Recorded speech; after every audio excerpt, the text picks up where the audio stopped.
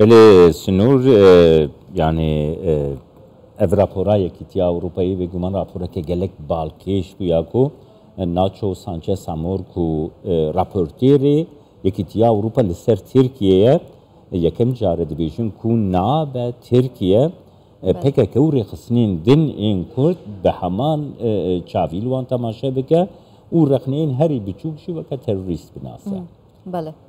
Divê derbarê de jî em derbasî Dêrsimê dibin, Düzgün Kaplan serokê giştiyê Partiya Maf û Azadiyan Hekpar mêvanê me ye silav bo TKK'yê Düzgün.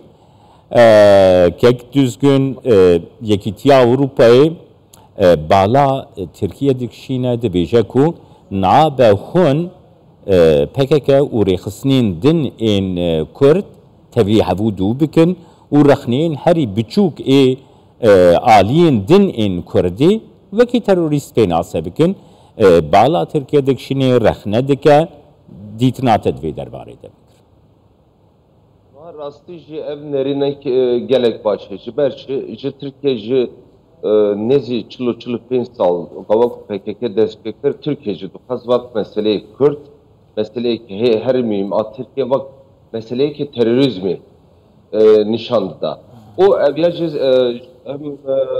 nav Tirkiye'de pêşket, yani em bibêjin alî raşîzmê kurtur kir û dervey vela jî diplomasî de jî ev tişta kar anî.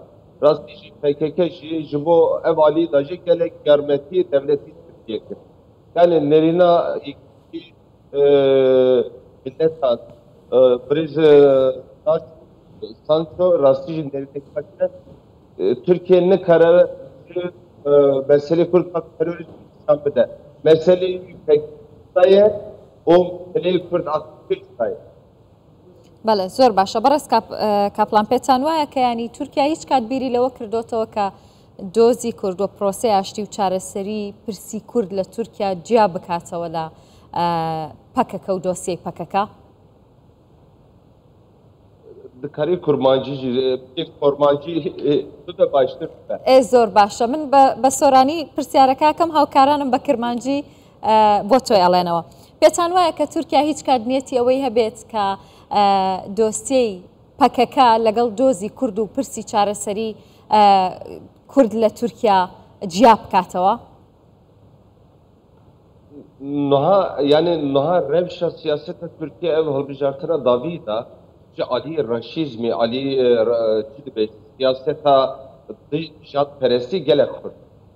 Yani ez o kadınların ki hem opozisyonu hem teslimatlar cidden meseleyi kurta gelek Türkiye'dir.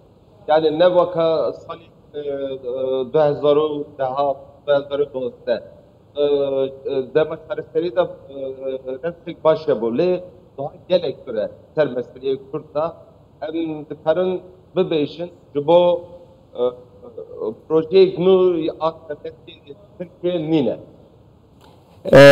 Kekê Düzgün niha bêguman ev helwesta Yekîtiya Avrupa helwesta gelek balkêş bû ez bawer dikim ku yekem care jî divê derbarê de bala Tirkiye dikişîne.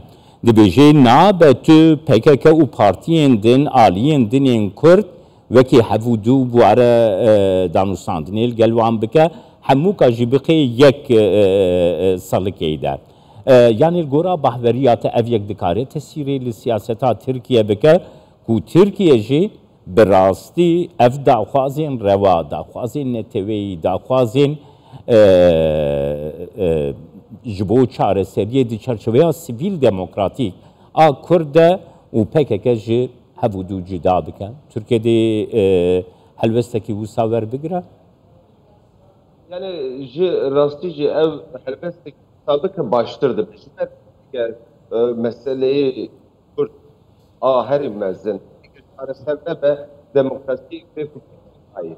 Ji ber ku Türkiye desturayı siyaset bir dişi Kurd avabiye. Ama em numune kanun ekler peşi de hesabı van evi. Mafya Kurdan heye ev tişti de antine. Eğer mafyahan ev kanun başmadık. Eğer tüne be peşmadık.